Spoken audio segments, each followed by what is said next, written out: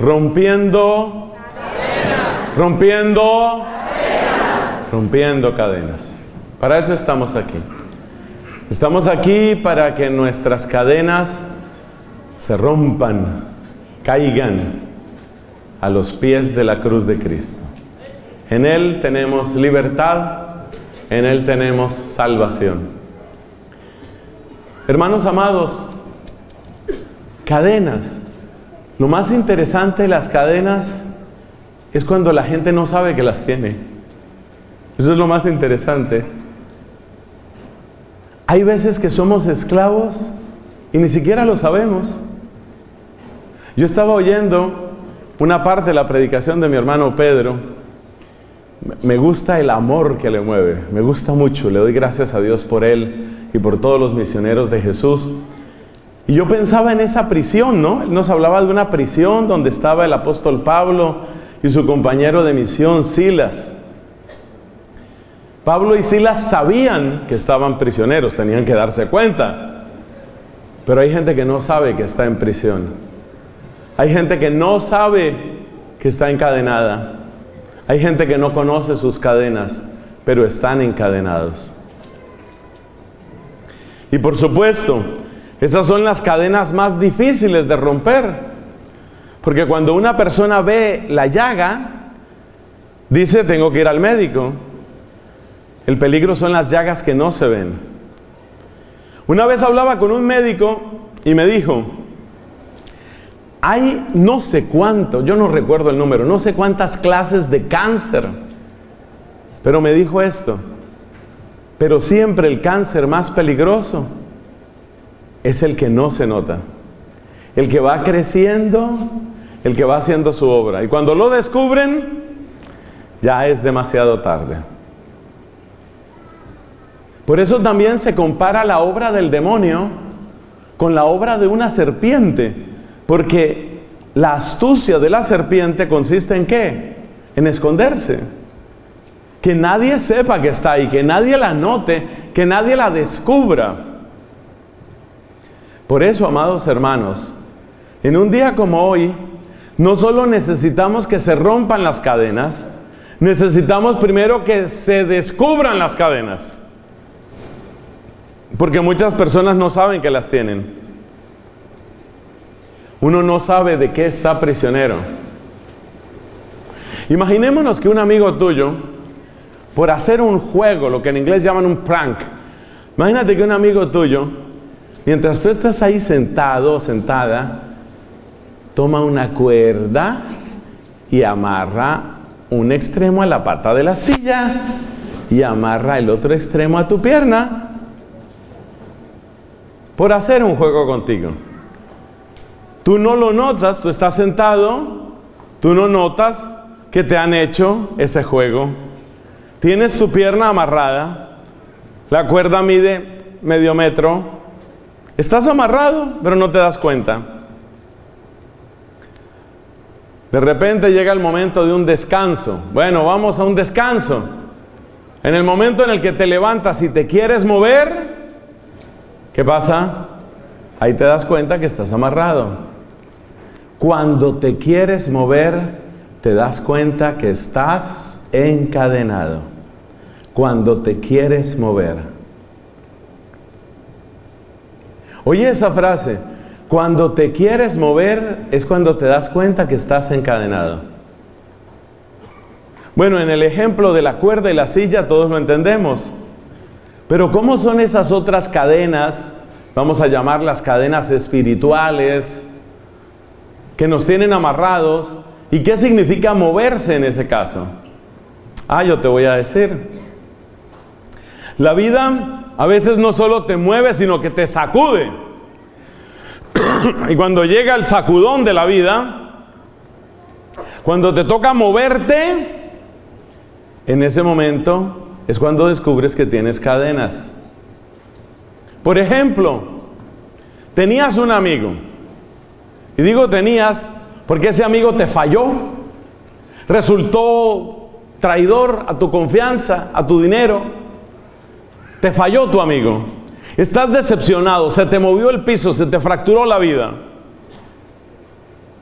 Y en ese momento, cuando todo se derrumba, tú te das cuenta, yo tengo que cambiar. Yo tengo que lanzarme a otro negocio, yo tengo que hacer algo distinto. Y en ese momento sientes que no tienes fuerzas para moverte. En ese momento descubres que en realidad estás encadenado. Quiero decir, cuando las cosas salen mal, cuando llegan las decepciones, cuando están los problemas, cuando te toca perdonar, es ahí cuando necesitas moverte. Necesitas moverte, necesitas dar un paso. Y es ahí donde uno muchas veces descubre que está encadenado, cuando le toca dar ese paso. Me acuerdo un muchacho que me hablaba de lo que sucedió después de un retiro espiritual. Él estuvo en una gran jornada de evangelización, volvió a casa y se dio cuenta que tenía grandes resentimientos con su papá.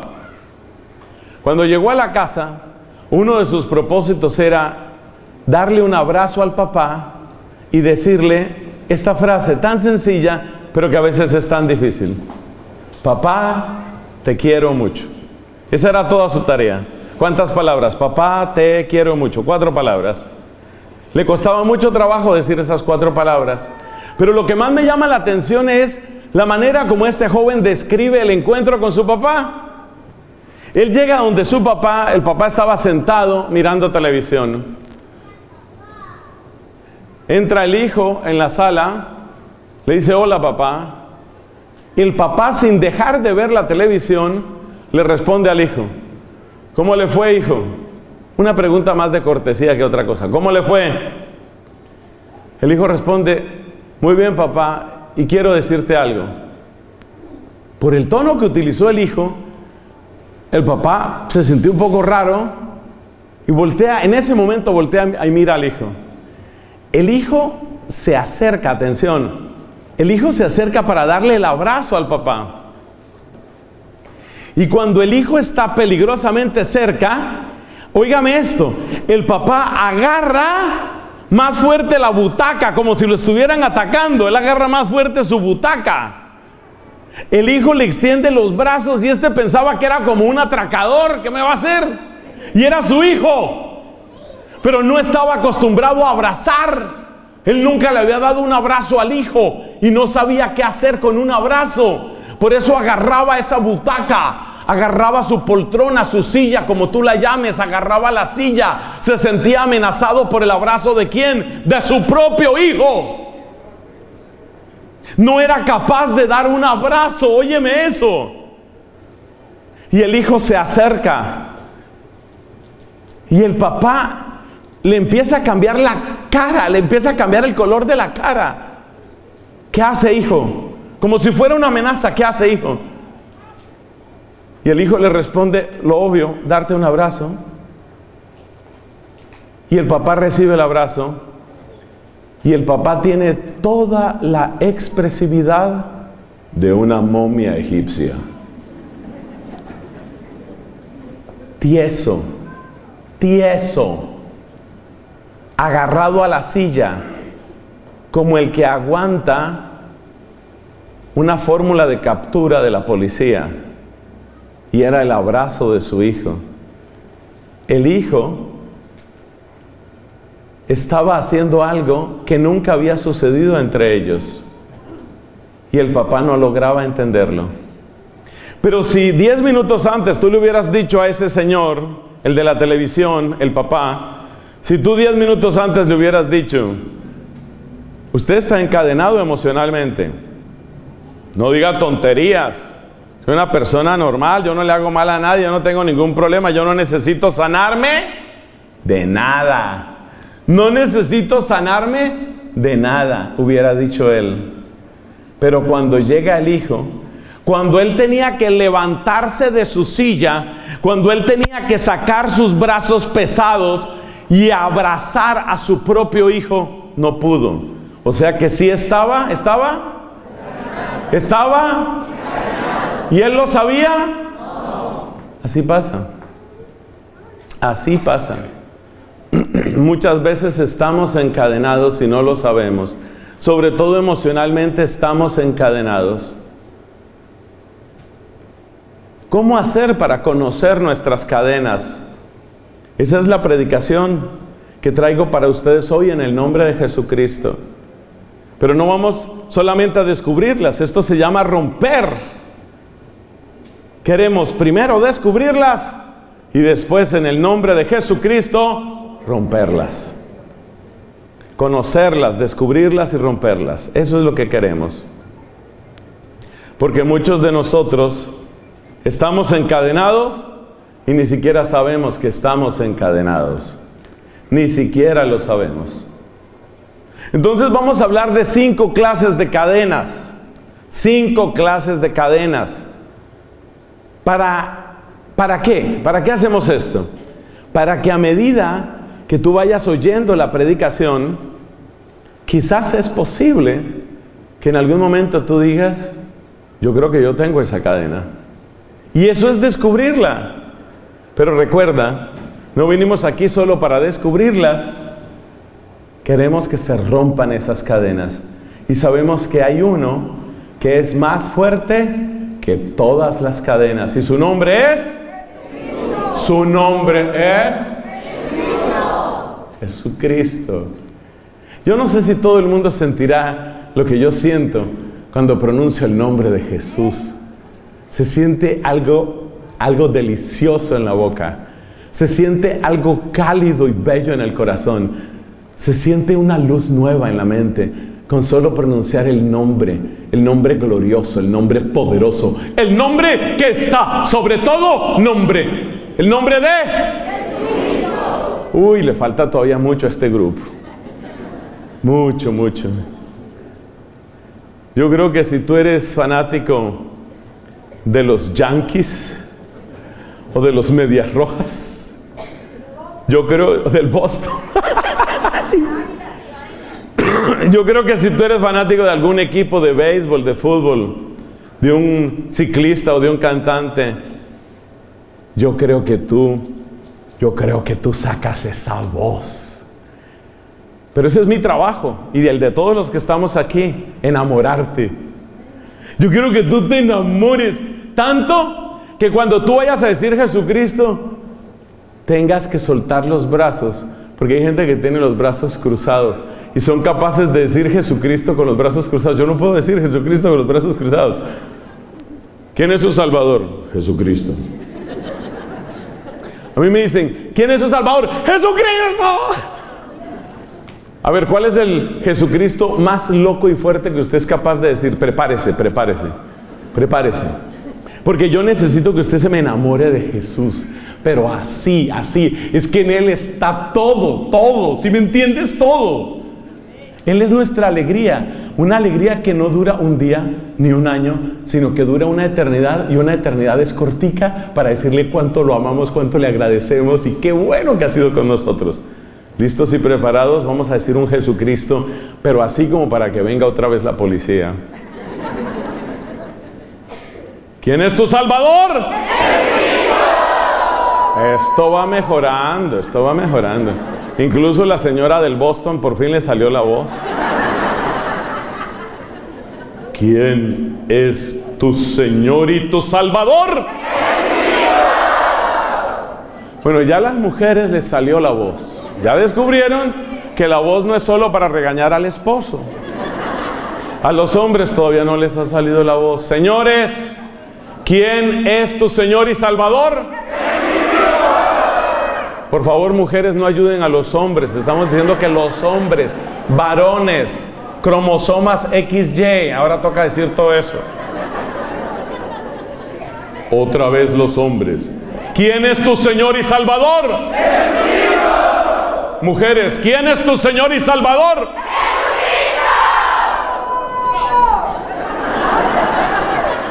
Y ahora todos, ¿quién es? ¿Quién es? ¡Jesucristo! Ya eso está mejor. Ya eso está mejor. Porque aunque estoy aquí deslumbrado con estos reflectores, no vi a nadie con los brazos cruzados. Por favor, ustedes no me vuelvan a decir, mi Señor y mi Salvador es Jesucristo. No. Usted tiene que tener ese brillo en los ojos, tiene que tener ese gozo en el corazón. Vamos con las clases de cadenas, fue lo que prometimos. Vamos a ver las clases de cadenas. Tú vas a estar escuchando y mientras me vas oyendo, en el nombre de Jesús, estamos pidiendo el don del Espíritu Santo mientras hablamos. Mientras estamos hablando, tú vas a pedirle al Señor, ilumíname, Señor.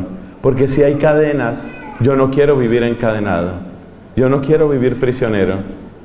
Nos dice el apóstol San Pablo en la carta a los Gálatas, para ser libres nos liberó. ¿Quién? Ya se cruzaron los brazos otra vez. Ay, Jesús. Pero bueno, ese es mi trabajo, ¿cierto? Yo no puedo ponerle a usted mi trabajo. Mi trabajo es enamorarlo a usted de Jesucristo. Ese es mi trabajo. Y amo mi trabajo, me encanta, me hace feliz. Soy muy feliz, creo que tengo el mejor trabajo del mundo. Enamorar a la gente de Jesús es el trabajo más bello que puede haber en esta tierra. Por cierto, jóvenes que están aquí, consideren seriamente, ¿qué tal que Dios te esté llamando al sacerdocio y seas tú el que tenga que estar aquí predicando un día? Esa es una propaganda no pagada. Propaganda vocacional no pagada. Bueno, 5 tipos de cadenas, 5 tipos. Vamos con la primera clase de cadenas. Se llaman cadenas con las palabras y los pensamientos. Las palabras nos amarran, las palabras nos atan. Nuestros pensamientos nos amarran, nos atan. Las palabras tienen poder. Eso sabemos, que la palabra tiene poder. Y una palabra te puede atar, la palabra te puede amarrar. Ten cuidado con eso. Ese es el primer tipo de cadena. Es muy triste descubrir que muchas veces estas cadenas las ponemos nosotros mismos a las personas que más amamos. Hay muchos papás que han encadenado a sus propios hijos y no se dan cuenta de eso.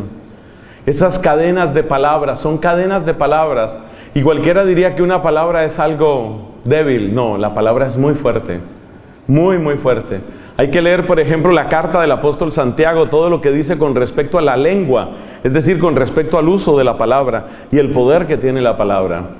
Y digo que muchos papás les ponen estas cadenas a sus hijos porque en un momento de impaciencia dicen cosas tontas a los hijos y esas cosas quedan grabadas profundamente en sus corazones. Eso de estarle diciendo al hijo, eso de estarle diciendo, por ejemplo, usted sí que es inútil, usted no va a servir para nada. He conocido casos de papás que por un momento de rabia dicen cosas terribles a sus hijas. Cosas como, por ejemplo, decirle a la hija, tú eres fea, tú eres la más fea. Parece una tontería, parece que es algo que va a terminar cuando termine la infancia, no es cierto. Para muchas personas, en realidad para todos nosotros, lo de ser feos o bonitos no es simplemente un asunto estético. Para todos, pero especialmente para los niños y sobre todo para las niñas, lo de ser fea o bonita no es simplemente un tema físico. Es un tema de, ¿soy digna de que me quieran? ¿Habrá alguien que me pueda amar? ¿Habrá alguien que me acepte? ¿Le podré gustar a alguien? Entonces una palabra tan dura como fea, esa palabra que parece una tontería, te repito, es una palabra que puede encadenar profundamente a una persona, porque en el fondo lo que le estás diciendo es, tú no vas a ser digna de ser amada, nadie te va a querer a ti. Y esa es una condena supremamente dura para una persona. De manera que esas palabras pueden llegar a encadenar a las personas, encadenar a las personas. A veces los papás sienten que están perdiendo autoridad o perdiendo dominio sobre los hijos, sobre las hijas. Y entonces utilizan palabras groseras pensando que a través de la grosería, el impacto que tiene la grosería, van a lograr recuperar la autoridad que han perdido. Es una idea pésima. Por favor, tener mucho cuidado con eso. Recuerdo un caso tristísimo de una muchacha que estaba saliendo de su segundo o tercer divorcio. Tenía ya 2 hijos, no sabía qué iba a hacer con su vida. Un día necesitaba desahogarse y se pone a hablar. Y se pone a hablar con quien pudo encontrar, en ese caso era este servidor de ustedes. Se pone a hablar conmigo y me cuenta su historia. Y me dice, cuando yo era una adolescente, oye esto que es grave, cuando yo era una adolescente, a mí me encantaba bailar. Me gustaba bailar, me gustaba tanto que en aquella época, pues no había estos equipos de sonido ni estas cosas. Se utilizaban grabadoras y se utilizaban unas cosas que llamábamos cassettes. Yo creo que la juventud que me oiga dirá, uy, ese padre conoció cassettes, eso es como caminó con dinosaurios. Mi padre conoció cassettes. Pues había una cosa que se llamaban los cassettes, y eso se metía en una grabadora. Y esta niña le encantaba tanto bailar que ella llevaba una grabadora de esas a la escuela y ponía la grabadora en el recreo para bailar con sus compañeras porque le encantaba bailar. Cuando llegó el tiempo de las fiestas, ella quería mucho ir a las fiestas. Por eso, porque le gustaba bailar. Ella no quería drogarse, ella no quería emborracharse, ella no quería conseguir novio. Ella simplemente disfrutaba demasiado bailando. Y entonces se volvió realmente una costumbre para ella la de las fiestas, pero cometió un error, y es que cada vez llegaba más tarde después de la fiesta. Y a veces le decía al papá, voy a volver a las 12, y no volvía a las 12 sino a la 1, o voy a volver a la 1 y llegaba a las 3 de la mañana. Entonces el papá sintió que estaba perdiendo autoridad sobre su hija y se llenó un día de impaciencia y le dijo, ¿y usted es que está revolcándose con su novio o qué? Oiga esa palabra, oiga esa palabra. Esa muchacha ni siquiera tenía novio. Y entonces ella se quedó de una pieza, se quedó completamente descompensada, se quedó estupefacta, ya no sabía qué decir porque no tenía nada que ver lo que el papá le estaba diciendo con lo que ella estaba haciendo. El papá se dio cuenta tristemente de que esa palabra era una palabra que la paralizaba a ella, y empezó a utilizar esa palabra como si fuera un látigo para castigarla, y empezó a decirle que ella era una cualquiera, y empezó a decirle que ella andaba con todo el mundo, y empezó a decirle cosas terriblemente vulgares, las cuales no voy a repetir aquí, pero ya ustedes se imaginan con quién se está acostando y cosas de esas. Y esta niña hasta ese momento era una niña plenamente virgen en su cuerpo, y era una niña que simplemente le gustaba bailar, pero era indisciplinada. Pero el papá estaba obsesionado con recuperar autoridad, porque él necesitaba sentir que era capaz de controlar a su hija, porque era la hija mayor, porque la amaba entrañablemente, y él sentía, si esta hija se sale de mi dominio, ninguno de mis hijos me va a obedecer más. Movido por el miedo, movido por el pánico, este hombre empezó a utilizar un lenguaje agresivo, empezó a utilizar un lenguaje vulgar, empezó a tratar a la hija como si la hija fuera una cualquiera. El daño fue terrible, el daño fue espantoso. Años después, cuando ya estaba en el college, resulta que tuvo su primer novio. Y sucedieron dos cosas trágicas. Primera, se ha demostrado que la gran mayoría de las mujeres, especialmente en sus primeras experiencias afectivas, buscan a alguien que se parezca al papá. Pero como su papá se había convertido en una especie de ogro, gritón, agresivo, ese era el tipo de novio que ella buscaba. Muchos papás no saben esto. La violencia que tú utilizas contra tu hija hace que tu hija empiece a preferir hombres agresivos, hombres violentos, hombres humillantes. Eso le pasó a esta muchacha. Segundo, como tantas veces el papá le había grabado en la cabeza, yo soy una cualquiera, yo soy una cualquiera, yo soy una cualquiera, le resultó muy fácil empezar a tener intimidad con el novio, y ella empezó su historia de embarazos y su desastre afectivo. Esa chica estaba completamente prisionera, esa chica estaba encadenada. ¿Y quién la había encadenado? El papá. ¿Y por qué la había encadenado el papá? Por miedo, por no perder autoridad con ella. Es un ejemplo entre muchos. Las personas humanas, nosotros seres humanos, dependemos demasiado de las palabras, amados hermanos, demasiado. Las palabras son quienes definen qué somos y cómo nos miramos a nosotros mismos.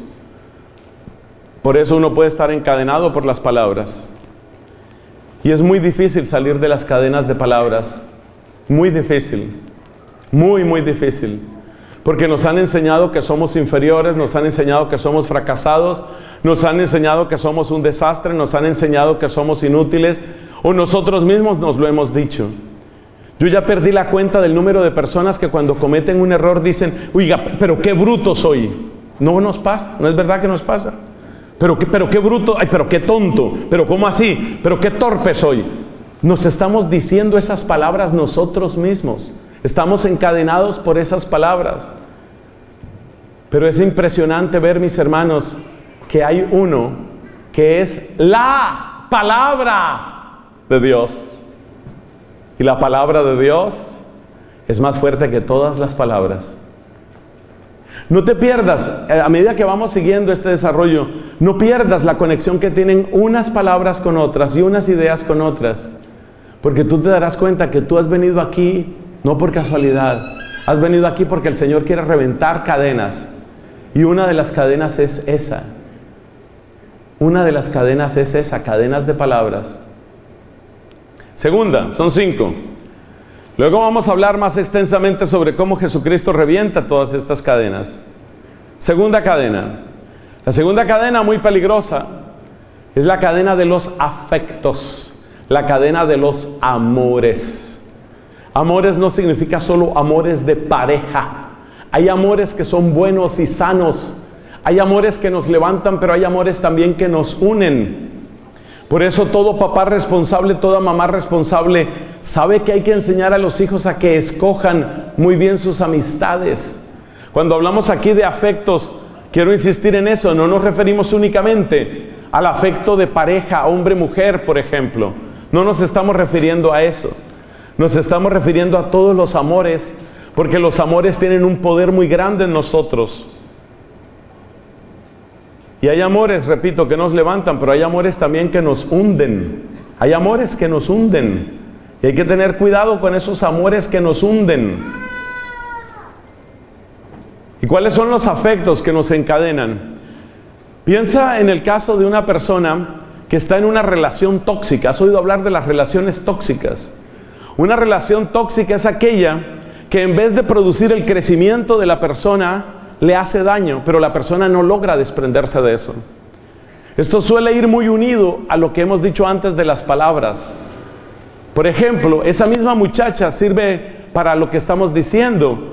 Esa muchacha que buscó un hombre que fuera como el papá. Repito, la inmensa mayoría de las mujeres, sobre todo en sus primeras relaciones afectivas, buscan personas que sean semejantes al papá. Y es muy triste porque a veces el papá no es el modelo a seguir, pero la niña queda como muy condicionada en eso. El hecho es que esta muchacha, en ese primer novio que consiguió, era una persona sumamente agresiva, era una persona controladora y era una persona con unos celos absolutamente demenciales. Ella tenía que darle a él todas las contraseñas de todos los correos, de todas las redes sociales. Todos los días, a horas absolutamente improbables, él estaba entrando en las redes sociales de ella y haciéndole preguntas. ¿Y esa persona quién es? ¿Y con quién saliste? ¿Y a qué hora saliste? ¿Y por qué te demoraste tanto? No, es que había un atasco en el tráfico, no me crea tan tonto, y empezaba a insultarla. Entonces llegó el momento en el que este hombre que era medio enfermo, el novio que tuvo la chica aquella, este hombre que era como medio enfermo de la cabeza por esos celos, este hombre empezaba a insultarla porque ya él confundía su imaginación con la realidad. Eso se llama una relación tóxica, es una relación destructiva, la estaba acabando a ella. Hay personas que tienen otro tipo de relaciones tóxicas, a veces con los amigos. Suele suceder que cuando la familia se desmorona, cuando la familia se agrieta, buscamos reemplazos, es decir, buscamos gente que sea nuestra familia. Y el lugar espontáneo donde la mayor parte de los jóvenes buscan un reemplazo de su familia, ¿cuál es? Los amigos.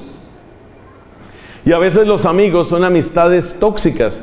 Hay amigos muy buenos, muy buenos. Hay amigos que pueden ayudarnos a levantar la vida. Pero hay amigos que son increíblemente dominantes. Hay amigos que son una influencia perversa en nuestro corazón. Y esos amigos, pues de todas maneras, son gente que nosotros queremos. Nosotros le tenemos afecto, le tenemos cariño a esas personas. Y entonces hay un problema muy grave porque esos afectos nos están encadenando a lo que no conviene. ¿Cómo reconocer si una amistad es tóxica? ¿Cómo reconocer si una amistad te encadena? Te lo voy a decir a todos, pero les va a servir especialmente a los jóvenes. Quienes me conocen saben que yo tengo una especie de obsesión con la juventud, porque así me mandó Jesús en una experiencia muy fuerte que tuve. Y aunque yo no me considero particularmente juvenil, ni con un carisma particular hacia los jóvenes, no puedo evitar tener un amor grandísimo hacia los muchachos, las muchachas, queriendo que sus vidas sean protegidas, sanadas y levantadas. Y lo que voy a decir les va a servir especialmente a ellos. Mira, Querida joven, querido joven que me estás escuchando, pero también todos, ¿cómo reconocer cuando una amistad está empezando a encadenarte y está empezando a ser una amistad tóxica? Te lo voy a decir. Cuando esa persona no te deja tener tus propias convicciones, y esto se nota muy bien cuando tú estás dando pasos en Cristo. Vamos a suponer que tú vienes de un hogar católico, eres una persona un poco tímida, pero tienes convicciones. Por ejemplo, estás completamente en contra del aborto. Tú sabes que no hay ninguna razón para matar a un inocente. Tú sabes que incluso en el caso de una violación, si hubiera que hacer algo, si hubiera que castigar a alguien, que por supuesto hay que castigar a alguien, hay que castigar al violador. No tiene sentido castigar al bebé. El bebé no violó a la mamá. Tú eso lo tienes muy claro. Y resulta que tú eres una niña que tiene 18, 19 años, tiene su grupo de amigas. Y un día se ponen a conversar sobre el tema del aborto, las decisiones que está tomando este gobierno, cosas así parecidas. Y una de ellas precisamente ha abortado, y entonces ella dice, con un tono absolutamente cínico, ella dice, pues muchas de ustedes ya saben, dice ella a su pequeño grupo de amigas, son 4 o 5 mujeres que están conversando, y dice ella, tal vez algunas de ustedes ya saben y otras no, pero yo no me arrepiento, yo aborté y no me arrepiento, creo que fue la mejor decisión que tenía que tomar. Lo dice sin una lágrima, lo dice sin ningún remordimiento, lo dice con absoluta tranquilidad y añade, y estoy muy contenta de ver que en este país hay muchas personas que están defendiendo los derechos de nosotras las mujeres, porque siempre la mujer ha sido oprimida, pero hay gente que está defendiendo nuestros derechos y por eso tenemos que apoyar a los que le dan independencia a la mujer. Si quiere terminar el embarazo, que lo termine. Así habla esa niña y habla con una absoluta convicción. Evidentemente es una chica que tiene gran liderazgo. Y mientras tanto, por el otro lado está la tímida esta que viene del hogar católico. Ella está en contra del aborto, pero no se atreve a hablar. Pero como la otra sigue haciendo propaganda y sigue diciendo que tenemos que apoyar la legislación en favor del aborto y que únicamente el partido tal o cual es el que ha estado defendiendo siempre a la mujer, finalmente la católica, esta tímida, se atreve a abrir su pequeña boquita y dice, pues yo sí no estoy de acuerdo, dice ella. Y entonces la otra, muy segura de sí misma, muy posicionada, muy convencida y que parece que estuviera en campaña electoral, le dice a la católica tímida, esa chiquita, la que apenas abrió la boca, le dice, ¿tú qué vas a saber de esto? Tú eres una niña y tú no entiendes nada de esto. Y ahí la otra, por no perder la amistad de sus amiguitas, por no dañar el rato, aplasta, esconde sus convicciones. Óyeme lo que te estoy diciendo. Si tú tienes que esconder tus convicciones delante de tu amigo, esa amistad es tóxica. ¿Y qué hacemos? Mira, ¿cómo lo empiezan a manipular a uno? Lo empiezan a manipular así. Tú no puedes decir tus convicciones, porque si tú te muestras como lo que eres, una persona católica, convencida, enamorada de Jesucristo, defensora de la vida, te rechazan. Entonces, para que no te rechacen, ¿qué haces? Te callas. Cuando tú empiezas a callarte para que no te dejen de querer, ya estás encadenado. ¿Lo entendiste? Cuando ya, te lo repito, porque esto tiene que quedar muy claro a todos, pero especialmente a mis amados jóvenes.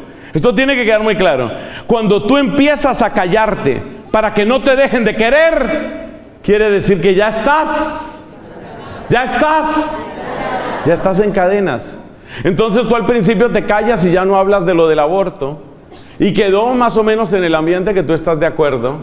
Y así va quedando en el ambiente que estás de acuerdo con la legalización de la marihuana. Y así va quedando en el ambiente que tú estás de acuerdo con todo tipo de matrimonio. Hombre con mujer, mujer con mujer, hombre con hombre, como sea. Persona, cosa, animal, lo que sea. Ya estás de acuerdo con todo. Entonces tú empiezas a retroceder en tus convicciones. Empiezas a obrar en contra de tu conciencia. Empiezas a traicionarte. ¿Por qué? Porque no quieres perder el afecto de tus amigos, porque no quieres parecer como el tonto. Yo he conocido muchachos que entraron en la droga porque un amigo los desafió. I dare you. Te desafío a que no eres capaz de tomarte este trago así de un envión. Y le mandan un vaso horrible de whisky Y el hombre se echa ese whisky y queda completamente mareado, pero él siente que él tiene que acreditarse ante su grupo de amigos como que yo sí aguanto. Y cuando tú tienes que estarle demostrando a tus amigos que tú sí eres lo que eres, esos no son tus amigos, son tus amos. Esa es la segunda pista. Te repito, la primera va especialmente para las mujeres, bueno, sirve para todos. Y la segunda va especialmente para los hombres, pero también sirve para todos. La que sirve especialmente para las mujeres es cuando tienes que callar tus convicciones para no perder el cariño, la amistad, el aprecio, el afecto de alguien, ya estás encadenada, mamá, ya estás encadenada. Cuando tú tienes que demostrarle a los demás que sí eres lo que eres, ya estás encadenado, hermanito, ya te encadenaron. ¿Cuántas estupideces cometen los muchachos por tratar de demostrar a sus amigos eso? Pero esto sucede en hombres y mujeres igual. Yo doy ejemplos, pero tú me entiendes. Esto pasa en los hombres y pasa en las mujeres. Y son cadenas que tenemos, mis hermanos. Un muchacho sale de misa, se encuentra con sus amigos. Hola, ¿y qué? ¿Qué hace? ¿De dónde viene? Y este siente que si dice, vengo de misa, se van a burlar de él, porque resulta que ninguno de los amigos va a misa, porque resulta que ellos consideran que ese es un asunto de mujeres, o como dicen en algunos países, de viejas beatas. Y de una vez añaden una cantidad de palabras irresponsables, como que todas son hipócritas y yo no sé cuántas cosas más.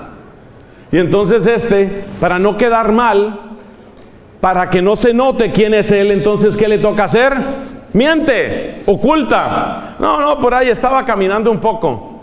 Sí, claro, caminando un poco dentro de la iglesia, ¿no?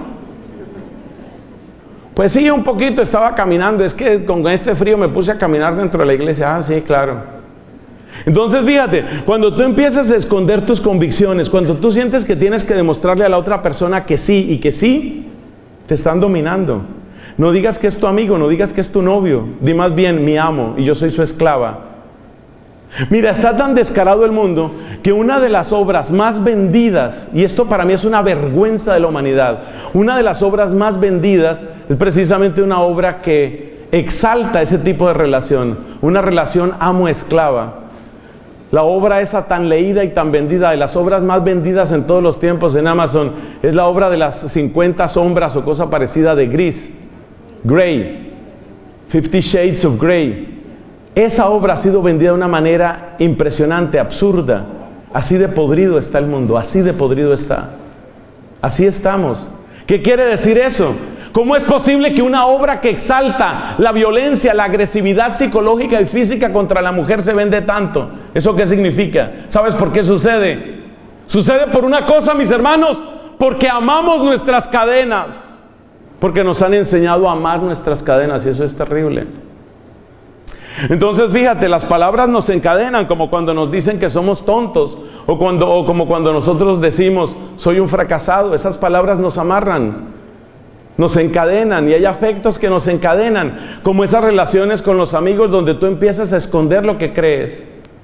Yo le digo a todos, tengo varios jóvenes por aquí y yo bendigo a nuestros jóvenes, a todos ustedes también, hombres y mujeres, pero yo miro por ejemplo aquí a esta amiga y yo le digo, nunca escondas tus convicciones, nunca.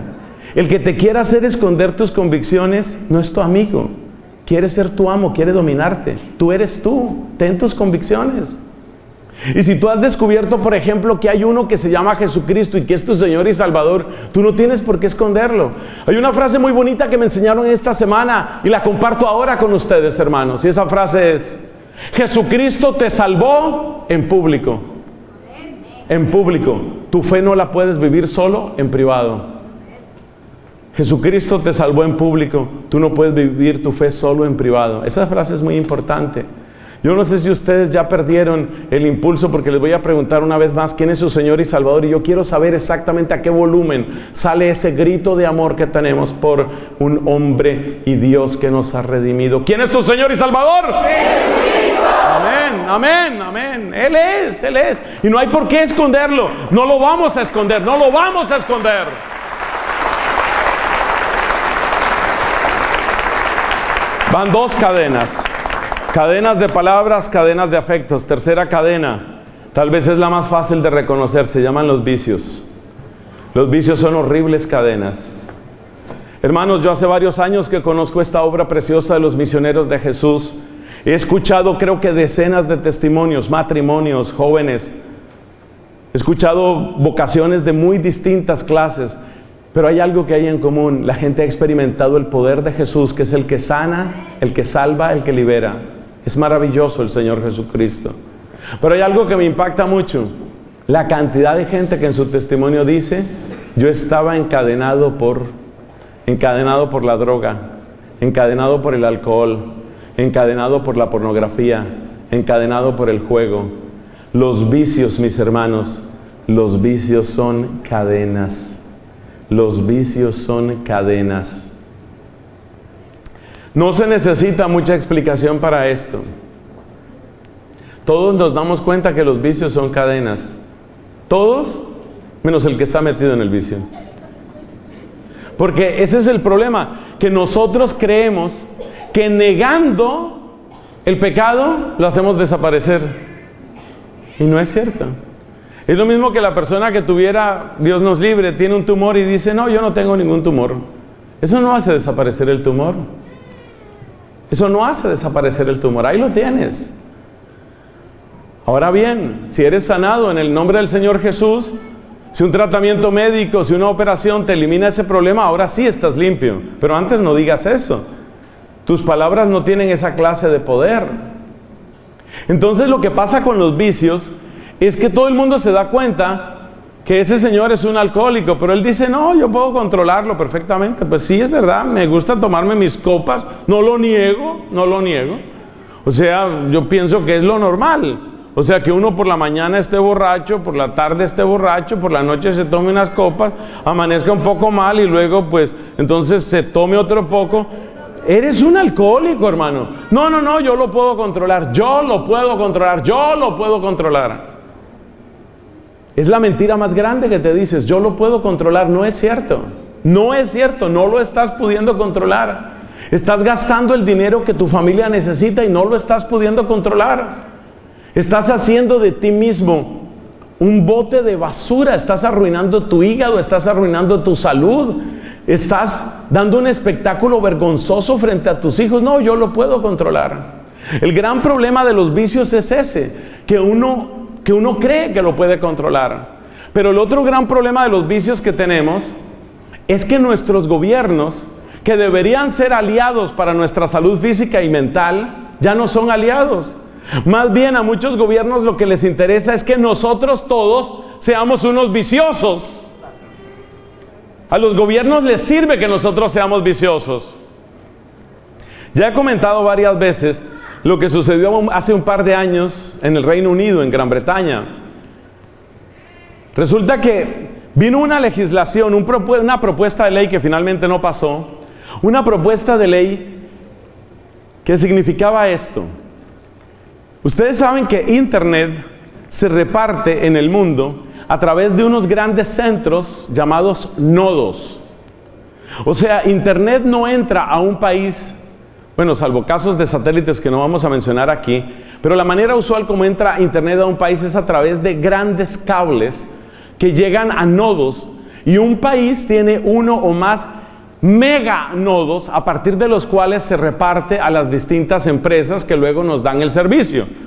Llámese, por ejemplo, aquí, qué sé yo, Comcast, o yo no sé cuáles sean las de aquí. En otros países es muy famoso Movistar o Telefónica o en fin, los que sean. Esos son grandes nodos, grandes nodos. Eso quiere decir que los países pueden obrar sobre esos nodos para determinar qué es lo que está disponible en su país por cualquier razón o motivo que tengan. Es así, por ejemplo, que el gobierno de China tiene bloqueados en esos grandes nodos que surten Internet en China, tiene bloqueadas una gran cantidad de páginas y servicios. El gobierno de China, por ejemplo, no permite que el correo, eso me han dicho, yo no lo tengo constancia directa, pero parece que es así. No permite que el correo de Google, el famoso Gmail, esté disponible en China. En China no está disponible ese correo. No hay manera de entrar a tu cuenta de Gmail en China continental. El gobierno chino entra a esos nodos, controla esos nodos y filtra qué es lo que quiere que la gente vea, qué es lo que quiere que la gente acceda o no acceda. Esa es una pequeña introducción técnica de lo que les quiero contar. Entonces, en Gran Bretaña hubo una propuesta de ley que dijo, nosotros, como tenemos la capacidad de hacer ese tipo de filtro, vamos a hacer lo siguiente: en el servicio público de internet que se da a toda la población, no vamos a ofrecer pornografía. Si una persona específica dice, yo quiero ver pornografía, se le activan los canales de pornografía a esa persona, o a esa casa, o a ese servicio. Esto tiene mucho sentido, porque algunos dicen que más de la mitad del tráfico en internet, esta es una cosa vergonzosa de la humanidad, más de la mitad del tráfico de internet es pornografía. Entonces, en Gran Bretaña tiene sentido que ellos dijeran, bueno, vamos a hacer esto. Lo que demuestra ese proyecto de ley que es que los gobiernos, si quisieran, podrían frenar la pornografía. Si quisieran. El proyecto de ley no prosperó. No prosperó. Por eso, en Gran Bretaña, lo mismo que en la inmensa mayoría del mundo, la pornografía está para niños, para jóvenes, para parejas, para solteros, casados, en fin, para todo el mundo. Pero ¿qué es lo que me llama la atención de este aspecto técnico? Que los gobiernos sí podrían hacer algo. La pornografía más aberrante, la que está llegando a tu casa, la que está envenenando tu alma, la que está envenenando el alma de tu hija, de tu hijo, esa pornografía se podría controlar. Así como ningún gobierno quiere que entre agua sucia o envenenada a las casas, así también la pornografía se podría controlar, pero los gobiernos no quieren.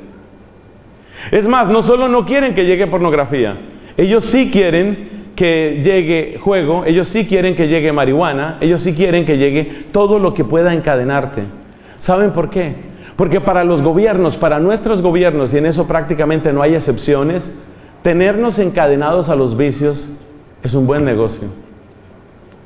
Porque es un buen negocio que seamos adictos al sexo, que seamos adictos al juego, que seamos adictos al alcohol, que seamos adictos a la pornografía. ¿Por qué puede llamarse eso un buen negocio? Sabiendo que trae inmensos gastos a la salud pública.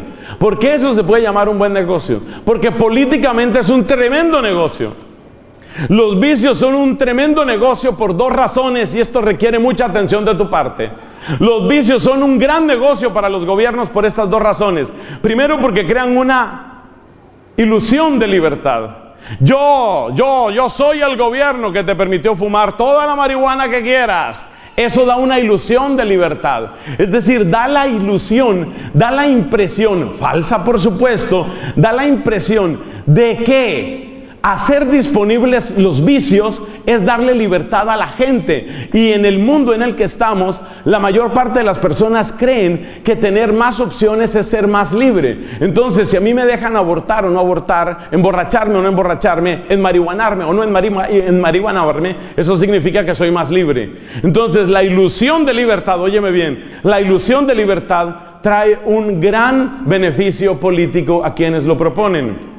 Entonces, por eso, el tener más posibilidades de sexualidad en cualquier posición, con cualquier persona, y con matrimonio, y con adopción, y con todo, eso da una ilusión de libertad a las personas. Ahora nos podemos casar los que queramos y como queramos. Y por eso ya hay propuestas de ampliar la definición de matrimonio a 3 personas, a 4 personas, a lo que sea. Y la gente cree que eso es libertad. ¿Por qué? Porque el que me da más opciones me da más libertad. Ese terrible sofisma, el que me da más opciones, me da más libertad, hace que traiga un enorme beneficio político para los interesados el ofrecer legalización de la marihuana y cosas como esas. Y por supuesto, si yo soy el abanderado de esa legislación, la gente sabe que yo estoy en la punta de lanza, estoy en la vanguardia, voy llevando la delantera, y eso significa que van a votar por mí. Por eso los políticos saben que tienen que hacer esas cosas para mantener la atención y el respaldo de sus electores. Esa es una razón por la que a ellos les resulta muy importante. Es una razón por la que les resulta muy importante apoyar este tipo de vicios. Pero además nuestros gobiernos saben que es útil mantener a la gente drogada, borracha, adicta, enmarihuanada, por otra razón.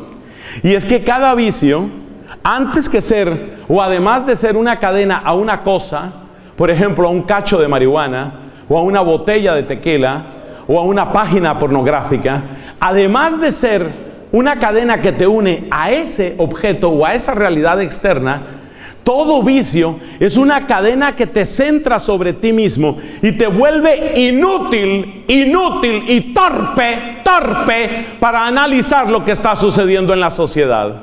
Es decir, la persona que está metida en su marihuana no quiere saber sino de marihuana. La persona que está obsesionada con su pornografía, con su relación homosexual o adúltera, esa persona no quiere sino saber de su placer.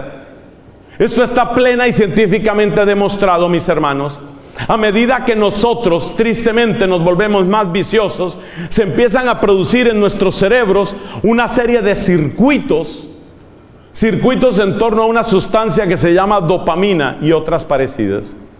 La dopamina es como una droga que produce el mismo cerebro, una droga de recompensa y de bienestar. Y eso quiere decir que a medida que tú vas entrando en tu vicio, sea de juego, sea de marihuana, sea de lo que sea, a medida que vas entrando en tu vicio, tu cerebro se va acostumbrando únicamente a ese tipo de respuesta, se va acostumbrando únicamente a ese tipo de felicidad, se va acostumbrando únicamente a ese tipo de alegría. Y a medida que tú te vas acostumbrando solamente a eso, pierdes interés por todo lo demás. Trata de hablar un tema serio con una persona que esté seriamente metida en la marihuana. No puede. No le interesa. ¿Por qué? Porque todo su interés, y esta es la principal cadena que tiene el que está encadenado de ese modo. La principal cadena de la persona no es ni siquiera la marihuana, es la incapacidad de pensar más allá de su vicio. Es decir, lo único que piensa el adicto al juego es ¿cuándo abrirán el casino otra vez? Y resulta que es 24 horas. Lo único que piensa el adicto a la pornografía es ¿a qué otra página tengo que suscribirme? ¿Qué más tengo que hacer? Lo único que piensa el alcohólico es ¿a qué horas abren el bar? Es decir, son cadenas que amarran lo más profundo de nuestro corazón y de nuestra mente. Y eso le sirve a los gobiernos. Porque a medida que tú estás encadenado pensando únicamente en el próximo cacho de marihuana, estás pensando únicamente en el próximo orgasmo, estás pensando únicamente en la próxima orgía, estás pensando únicamente en el próximo casino. A medida que tú estás encadenado pensando únicamente en la próxima retribución emocional, no tienes tiempo para ver lo que el gobierno está haciendo contigo, con tus hijos, con la educación, con la salud, con las vías, con los impuestos. No tienes tiempo para eso. O mejor dicho, tiempo tienes, pero no tienes cabeza. Entonces date cuenta ¿por qué la situación de los vicios es tan dura? La situación de los vicios es tan dura por dos razones. Primero, porque la gran mayoría de los seres humanos tenemos un síndrome de negación que es una cosa asquerosa. Todo el mundo se da cuenta que yo tengo un vicio y nadie se da cuenta y nadie me lo dice, o si me lo dicen yo no lo creo. Alguien decía, es una comparación un poquito fea, pero la voy a decir. Alguien decía que los vicios son como el mal aliento. Todo el mundo se da cuenta que lo tienes menos tú. Y todo el mundo habla detrás de ti, oye, pero ese tipo, no has hablado con la alcantarilla el día de hoy. Todo el mundo sabe que la boca te apesta, menos tú. Tú estás acostumbrado ya al olor de tu mal aliento. Lo mismo pasa con los vicios, nos decimos mentiras y estamos encadenados, hermanos. Y nos seguimos mintiendo. Ese es el primer problema que tienen los vicios. Y el segundo grave problema que tienen los vicios es que nuestros gobiernos no nos ayudan. Porque a los gobiernos les sirve para conseguir nuevos votos y para mantenernos distraídos y embrutecidos, les sirve que todos seamos viciosos. Llevamos tres cadenas: cadenas de palabras, cadenas de afectos y cadenas de vicios. Llevamos esas tres. Cuarta cadena. La cuarta cadena solo la van a entender quienes tienen una visión de fe. Hoy muchas personas han caído en el ateísmo y dirán que lo que yo voy a pronunciar aquí se reduce al problema de las enfermedades mentales. A lo que me voy a referir, mis hermanos, es al ataque del demonio. El demonio encadena. Y la Biblia lo dice. El demonio encadena.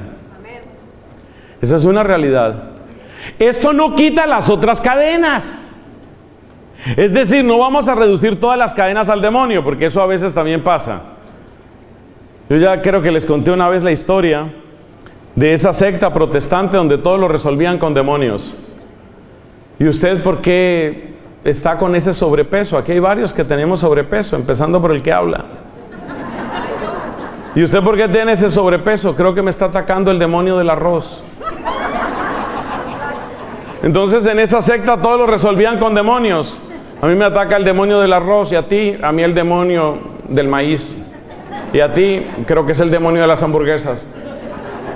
Deja de resolver todo con demonios. O sea, no todos son demonios. Pero tampoco nos vayamos al otro extremo, el extremo incrédulo y escéptico de los que no reconocen que efectivamente el demonio sí ataca. ¿Y por qué ataca el demonio? Por envidia. Por envidia. ¿Envidia de qué? ¿No te lo han dicho? ¿No te han dicho por qué la envidia? La Biblia lo dice. ¿Por qué será la envidia? Porque tú y yo somos imagen de Dios. Y además de ser imagen y semejanza de Dios, por la muerte gloriosa de Jesús en la cruz, hemos llegado a ser hijos de Dios, templos del Espíritu, miembros de la iglesia, llamados a una eternidad feliz. Y la eternidad del demonio es la eternidad que él buscó, una eternidad de desgracia, una eternidad de tristeza, una eternidad de una ira que se consume a sí misma para siempre. Entonces, ¿qué pasa? Que el demonio te ataca por envidia. El demonio detesta la pureza de los jóvenes, especialmente de los jóvenes. El demonio detesta, odia con fuerza a un sacerdote que predique el evangelio. Lo odia y quiere destruirlo. ¿Por qué no lo logra? Porque Cristo nos protege, porque el sacerdote ora. Ojalá oremos cada vez más nosotros los sacerdotes. ¿Y sabes por qué no logra el demonio? Con muchos de nosotros no logra, porque ustedes nos defienden, por la oración de ustedes.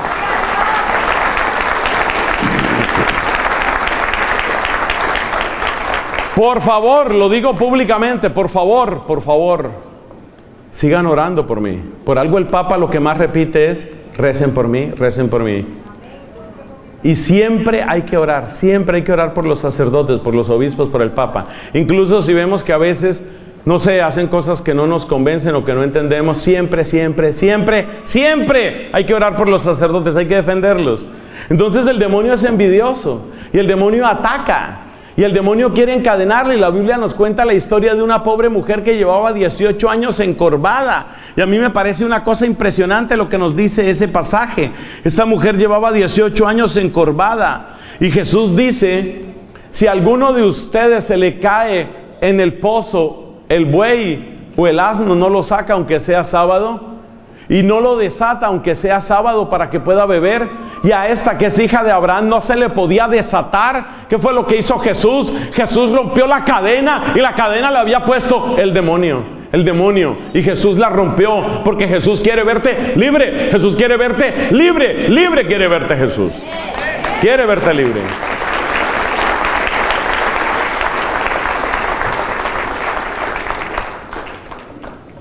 Entonces el demonio nos ata. El demonio nos encadena. ¿Cómo reconocer esas cadenas del demonio? Lo que más ataca al demonio, es la fe. Es la fe. ¿Por qué? Porque la fe es la puerta de todo lo demás. Todo es posible para... Todo es posible. Todo es posible. Entonces el demonio ataca principalmente la fe. Principalmente la fe.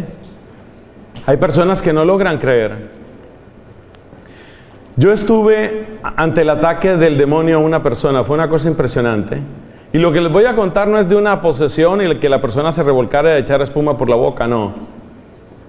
Una vez estuve hablando con un profesor universitario en mi país. Un profesor que se decía ateo, completamente ateo, escéptico completamente, no creo en nada. De esos hombres que tienen mucho conocimiento, mucha ciencia y que considera que es totalmente ateo. Estuve hablando con él largo rato, me invitó a su casa, estuve hablando con él mucho rato. Finalmente, después de 2 horas de conversación, dijo, no tengo más objeciones, no tengo más preguntas, pero ¿sabe una cosa? Tampoco creo. O sea, todo lo que él me preguntaba yo se lo respondía. El Señor me ha permitido pues prepararme todos estos temas de apologética, de fe, de teología, y realmente todo, absolutamente todo lo que él me preguntó yo se lo podía responder en el nombre del Señor. Y después de que llevaba 2 horas respondiéndole y que ya se le acabaron las preguntas, me dijo, no tengo más que preguntar, pero tampoco creo. Estaba atado, fíjate. Pero la cosa no termina ahí. Entonces mira lo que me dice. Yo no creo en Dios, pero yo tengo una hijita y a mí me gustaría que usted le diera una bendición. Me gustaría que usted le diera una bendición. Yo no creo en Dios, pero bendígame mi hija. Entonces fui a bendecir la hija de él. Fuimos al segundo piso de su habitación, de su casa. Él estaba ahí con su esposa o con la mujer con la que vivía. En todo caso era la mamá de la niña. La niña estaba durmiendo en una cuna, una niña absolutamente preciosa, una princesa de Dios. Y bueno, yo me puse a orar. Yo realmente no esperaba que sucediera nada especial. Yo me puse a orar porque, bueno, es bonito orar por los niños, es precioso orar por un niño, por una niña.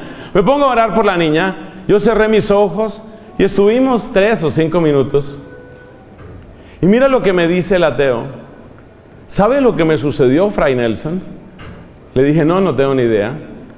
Me dice, mientras usted estaba haciendo su discurso, él no decía oración, mientras usted estaba haciendo su discurso, yo vi en la parte de arriba de la cuna de mi hija, yo vi un aro de luz. Oye eso, mientras estábamos orando, él, no yo, él, el ateo, vio un aro de luz que bajaba sobre la hija mientras estábamos orando. Yo me alegré y cuando ya yo iba a decir aleluya, él dijo, pero sigo siendo ateo.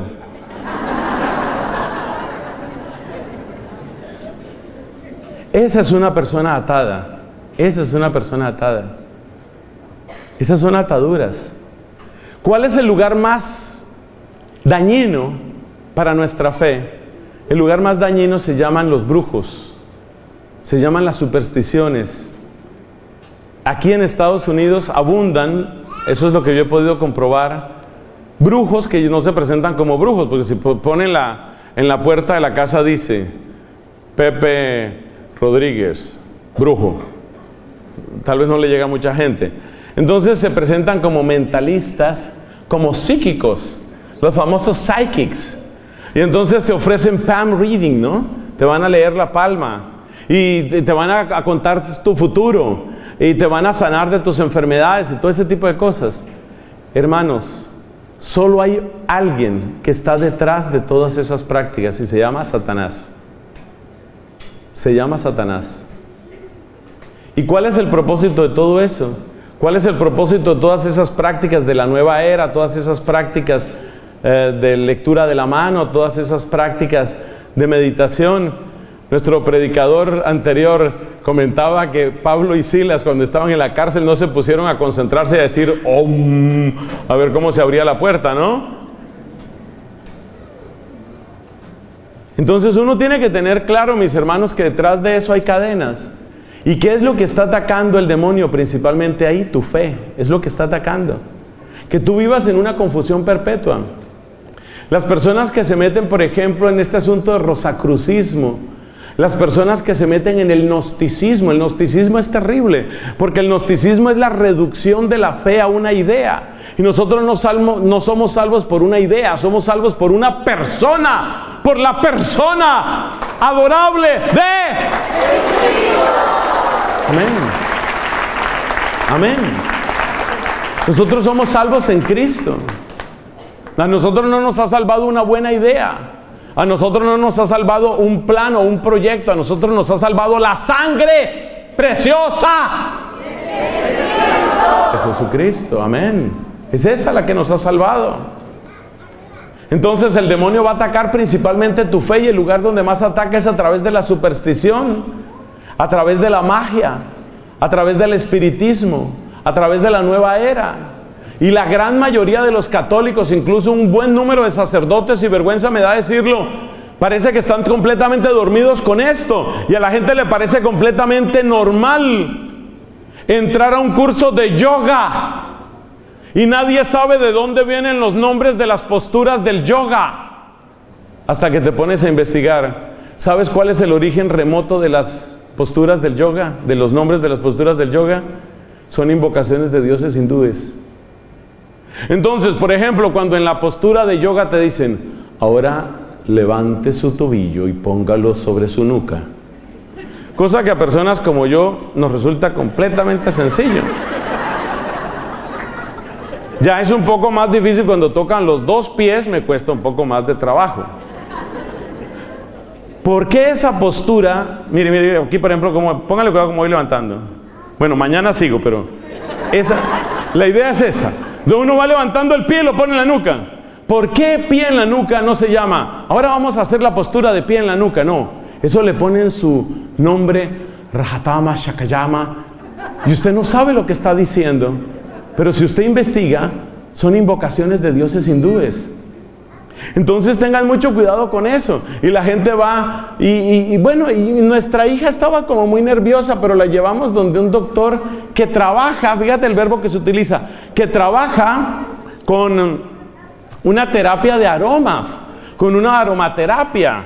Y ahí encienden unas velas y él hacía unos movimientos y entonces viene el tema del Reiki y la aromaterapia y nos metemos en todo eso.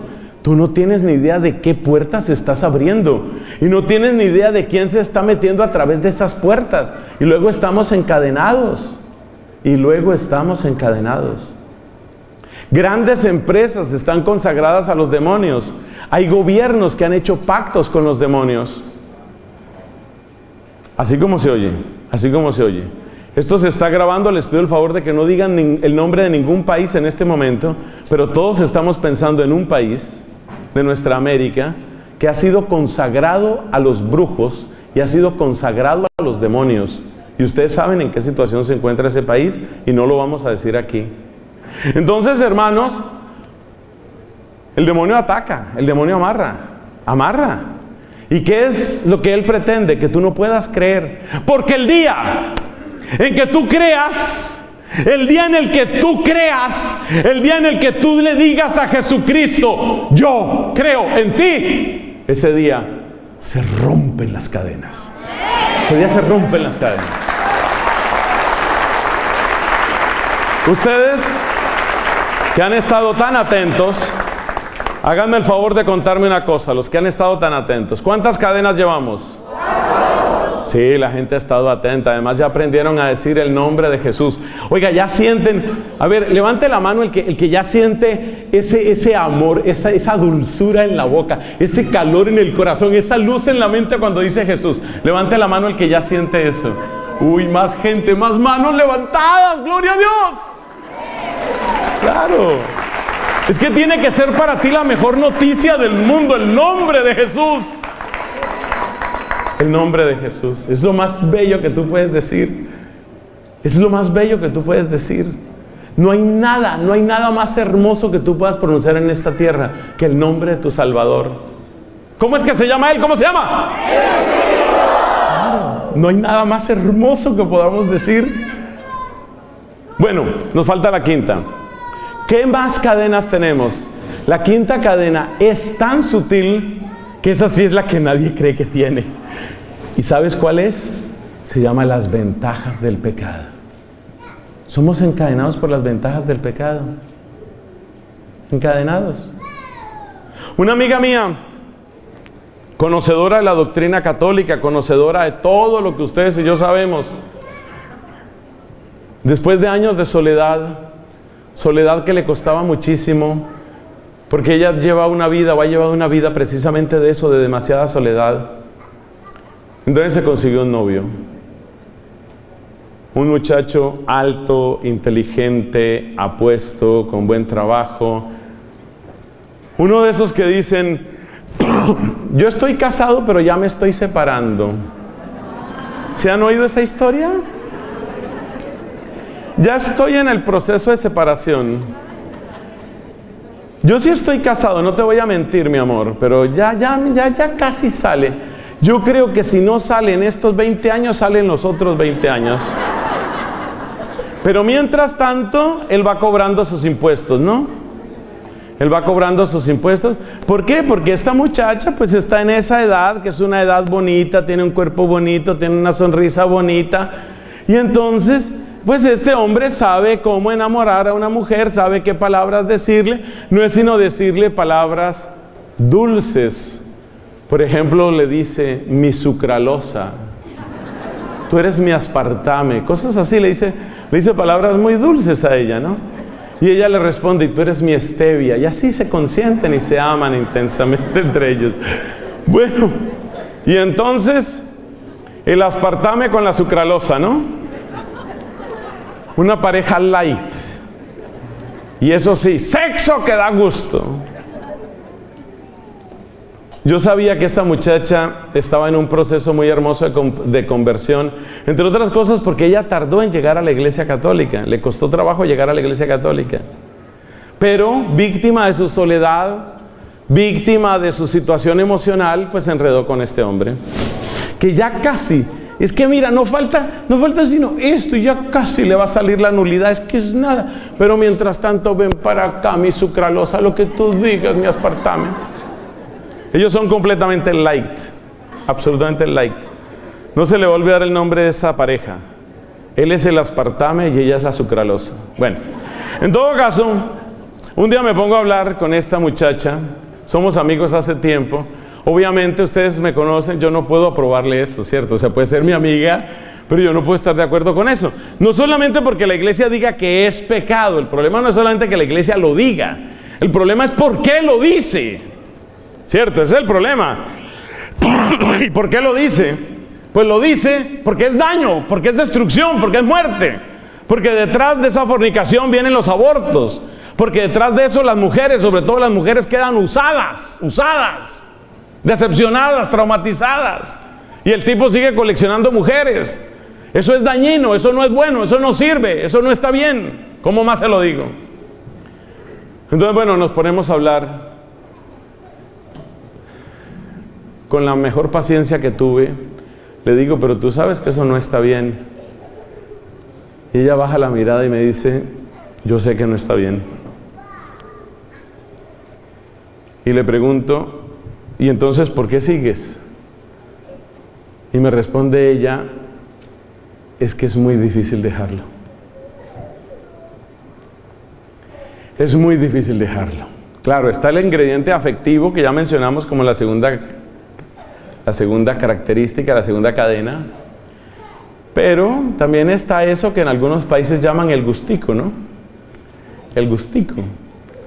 Entonces, el pecado, ¿cómo nos encadena? ¿Cuál es la quinta clase de cadena? El gustico, la ventaja que trae el pecado. Y la ventaja que trae el pecado, ¿cuál es? Que trae dinero, o que trae poder, o que trae placer, o que trae fama. Y eso nos encadena, eso nos encadena. ¿Qué será que en todas partes los que están en el poder quieren perpetuarse? Xi Jinping, por ejemplo, este señor de China, ya está buscando cambiar la constitución para perpetuarse en el poder. Evo Morales cambiando la constitución para perpetuarse en el poder. Maduro ya cambió la constitución para perpetuarse en el poder. Con el debido respeto a todos mis compatriotas colombianos, lo último que quería hacer Uribe era otra vez cambiar la constitución para seguir para siempre en el poder.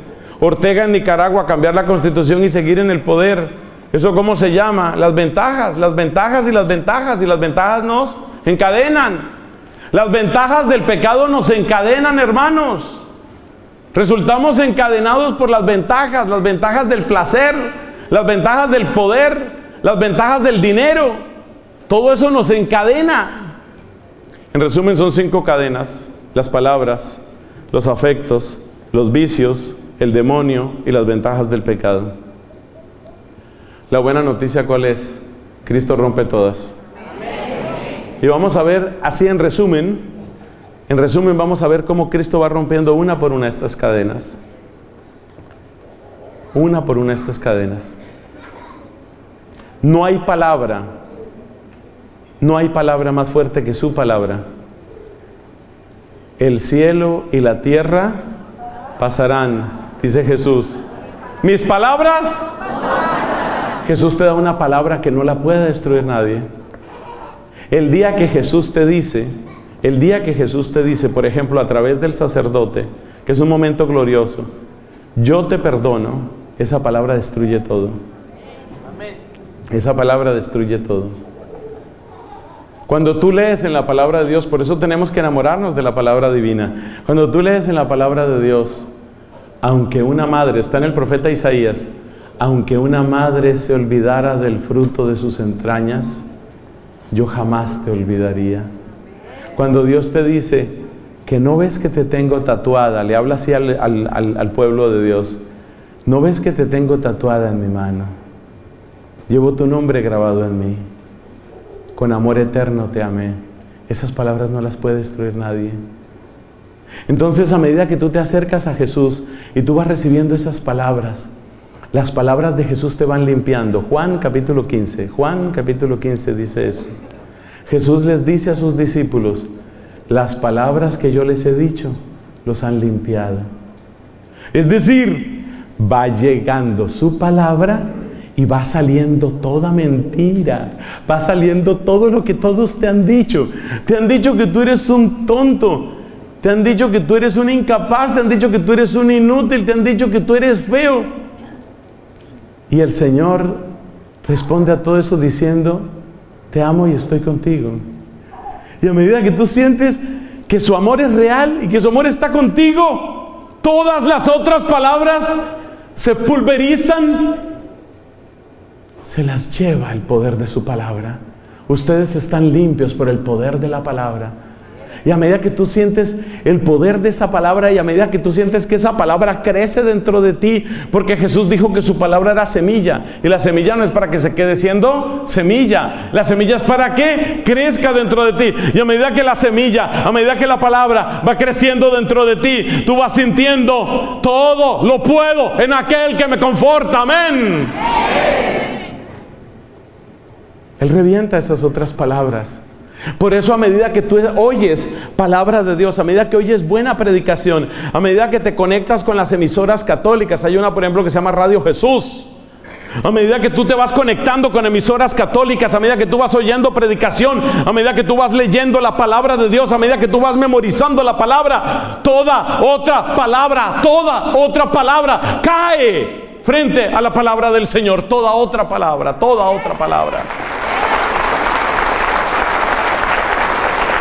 A mí no se me olvida, hermanos, a mí no se me olvida lo que hizo el rey Ezequías. El rey Ezequías, cuando recibió una carta amenazante, una carta donde un rey extranjero le decía, voy a entrar a tu territorio, te voy a destrozar, voy a apoderarme todo lo tuyo, voy a invadirte, te voy a hacer nada. ¿Sabes lo que hizo Ezequías? Tomó la palabra esa, la palabra de ese rey, y se fue al santuario de Dios y le dijo, mire, aquí le mandan decir.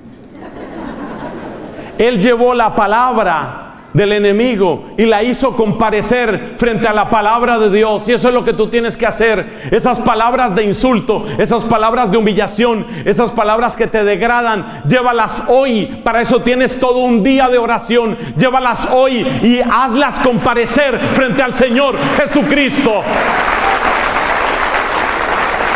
Segundo, los amores. Yo no sé si tú has visto una inundación. Con toda seguridad sí la has visto, porque la televisión nos ha mostrado muchas inundaciones en Australia, aquí en Estados Unidos, en la costa este. Me acuerdo de las inundaciones en Atlantic City hace unos años. Bueno, en fin, situaciones difíciles. Tú has visto inundaciones en muchas partes. Hay una inundación que te puede hacer mucho bien. Hay un diluvio que no mata, sino que da vida. Romanos capítulo 5. El amor de Dios ha sido derramado en nuestros corazones. Amén. En el Espíritu Santo que se nos ha dado. Me gustó tanto la canción de la lluvia. Aquí estaban proyectando la lluvia. Me gustó tanto la canción de la lluvia. Sobre todo porque, como le pone, esta gente va mejorando, ¿no? Viene la canción y además van presentando ahí la lluvia que cae. Y nos dicen, llénate de esa lluvia. Llénate de esa lluvia. Llénate, déjate inundar.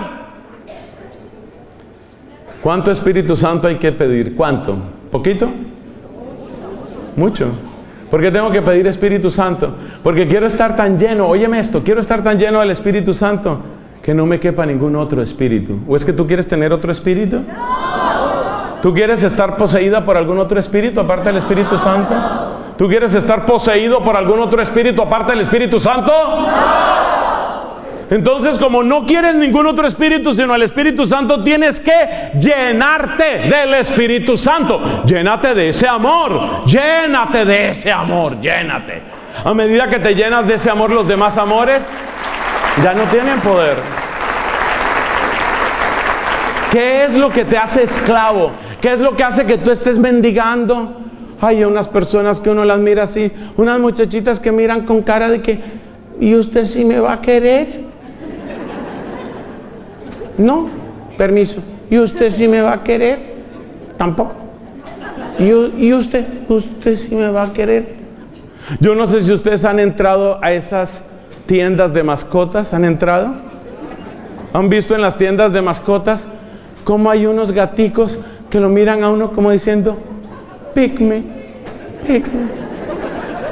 llévame? Entonces hay personas que tienen así corazón de gatito. ¿Usted sí me va a querer? ¿O me va a violar y me va a dejar con 3 hijos como el otro novio que tuve? Llénate del Espíritu Santo, llénate del amor de Dios. Dejarás de ser mendigo. Se rompe esa cadena. Entonces tú podrás amar a hombres y mujeres y tener amigos y amigas, pero esclavo ya no vas a ser. ¿Amén? Amén. Tercero, los vicios. Los vicios. Algunas veces se necesita ayuda profesional, reconozcámoslo. Pero hay que reconocer también que a través de personas humanas o por otros caminos, el Señor rompe los vicios de una manera espectacular. Muchos de los mejores predicadores y de los mejores misioneros que yo he conocido han sido antes viciosos. Porque es que en el fondo, ¿sabes lo que es un vicio? Un vicio es ansia de infinito. Por eso la persona que se traba, decimos en algunos países cuando toman su droga, la persona que está buscando la cocaína, ¿qué está buscando? Hay un infinito, una felicidad infinita. No sé, yo siento algo increíble, siento algo maravilloso. Uy, estoy flotando. Permiso, señor elefante, permiso. ¿Qué está buscando? ¿Está buscando qué? ¿Qué está buscando? El infinito. Una alegría infinita, una paz infinita, un descanso infinito. Pero solo hay uno que es infinito. San Agustín dice, nos hiciste, Señor, para ti, nuestro corazón estará inquieto mientras no descansa en ti. Entonces el que encuentra a Jesucristo, el que encuentra el infinito de Jesucristo, queda libre de sus vicios. ¿Por qué? Porque por fin encontró el infinito que no engaña, el infinito que no destruye, el infinito que no decepciona, el infinito que no miente. Ese se llama Jesucristo. Ese se llama Jesucristo.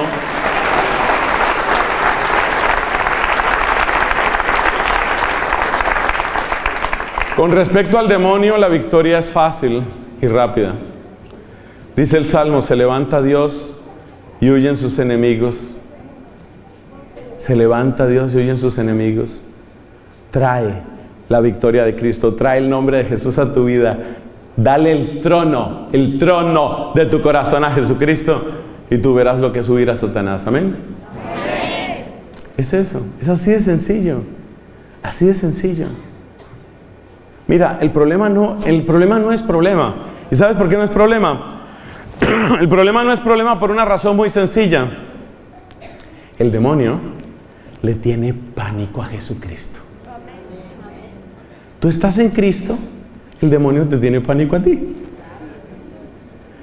Eso no lo digo yo, eso lo dice una doctora de la iglesia que se llama Santa Catalina de Siena. Santa Catalina de Siena dice, cuando empezamos en la fe, nosotros le tenemos miedo al demonio. Cuando crecemos en la fe, el demonio nos tiene miedo a nosotros.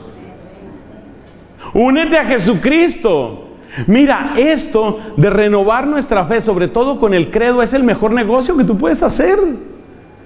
Una de las mejores estrategias contra el demonio es simplemente recitar el credo con frecuencia, renovar así tu fe. Unido a Cristo, nada puedes. Lee, por favor, vuelve a leer Marcos capítulo 16. Ni siquiera las serpientes los podrán destruir a ustedes, ni siquiera los venenos los podrán destruir a ustedes. Convéncete de eso, por favor. Es así de sencillo, pero hay que estar unidos a Cristo. Una vida de oración. Hay una oración que tiene la Iglesia Católica que une la proclamación continua de la fe y la memoria de la fe junto con el acto mismo de la oración. Por eso es tan poderosa. Su nombre es muy conocido, el Santo Rosario. El Santo Rosario es precioso. Apréndelo, disfrútalo, practícalo. No como repitiendo esterilmente, repítelo y te darás cuenta de que es muy poderoso. Nos dice la primera carta de Juan, el Espíritu Santo que está en ustedes es más fuerte que el espíritu que está en el mundo, es decir, el espíritu del demonio. No tengas miedo. Y el quinto, ¿cuál era? Las ventajas. Salmo 16. ¿Qué dice el Salmo 16? Me encanta mi heredad, me ha tocado un lote hermoso, me encanta mi heredad. A medida que tú descubres las riquezas de tu vida en Cristo, tú te das cuenta que las ventajas pasajeras del pecado no son nada. Este hombre que nos estaba predicando, Pedro, que nos estaba predicando, el de Son by Four, nos contaba cómo en una época de su vida era importantísimo para él estar en el número 1, ¿te acuerdas, no? Número 1 de los Billboard y no sé qué. Y después ya eso no es importante. ¿Por qué? Porque ahora descubrí otra cosa más importante. Yo me voy a permitir repetir aquí esa parte de la predicación de él, porque es que me parece un ejemplo que todos entendemos. En ese momento para él era importante estar en el número 1 de esa publicación. Después se dio cuenta que era mucho más importante estar en el libro de la vida. Y es así todo. Entonces para mí era muy importante la alegría y por eso me emborrachaba. Pero después encontré la alegría del Señor y me pareció una tontería emborracharme.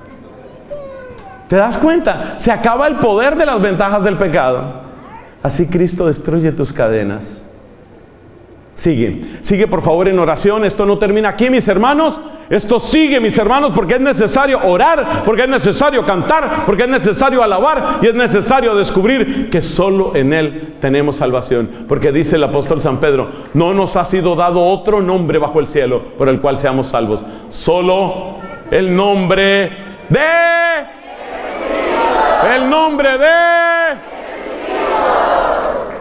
Yo me acuerdo cuando yo venía antes a las misiones, aquí a Misioneros de Jesús, la gente decía tan fuerte que las cortinas esas se movían.